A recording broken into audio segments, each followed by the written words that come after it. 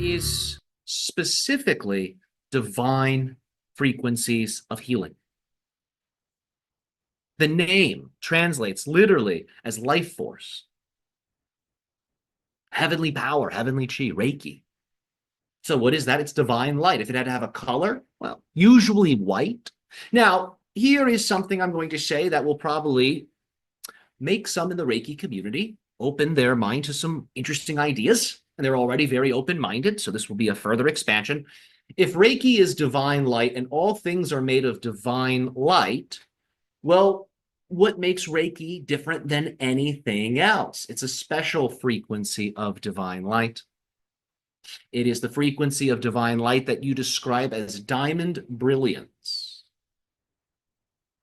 It is the ocean of loving compassion and unity.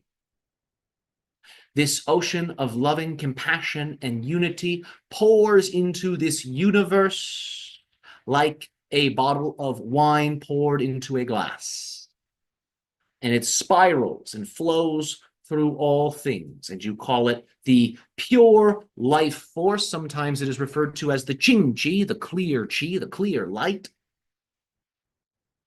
In terms of meditation, the level of Reiki is one of the highest levels. Now, that doesn't mean a person has to be a full-blown guru to channel Reiki. What it means is all they need to do is connect with that source of life force that is pouring into this reality at all times, and they become a conduit to it. They are accessing the life force in its purest state, specifically. This doesn't mean that that state is better than others. What I mean is it's less flavored. Life force, as it densifies into the material universe, gets personified. The 5 elements: fire, air, water, earth. Keep in mind that spirit is also its purest expression. Sometimes spirit is omitted when people talk of the 5 elements. It's the hidden element, if you will. So this energy does not only densify as 5 elements, it also densifies as 7 planetary powers. You correspond this in your magical traditions with 7 metals. It also corresponds with 12 zodiacal powers, 12 star families.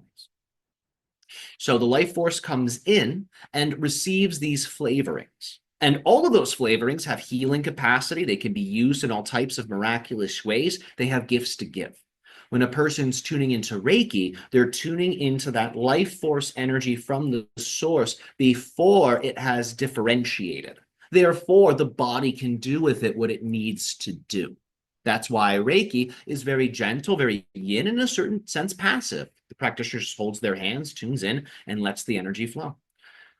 There are more sophisticated Reiki techniques. There is the Usui method that involves Dantian breathing. There's some Qigong parallels in the traditional Reiki system. So it's important to study that, so that way you don't accidentally burn out. That can happen with energy healing. If your connection to the Reiki is not stable or it is weak, a person can inadvertently use their own energy to heal, and that will cause depletion. So make sure you have that strong connection, know how to direct the energy, and the Reiki will work wonderfully for many purposes.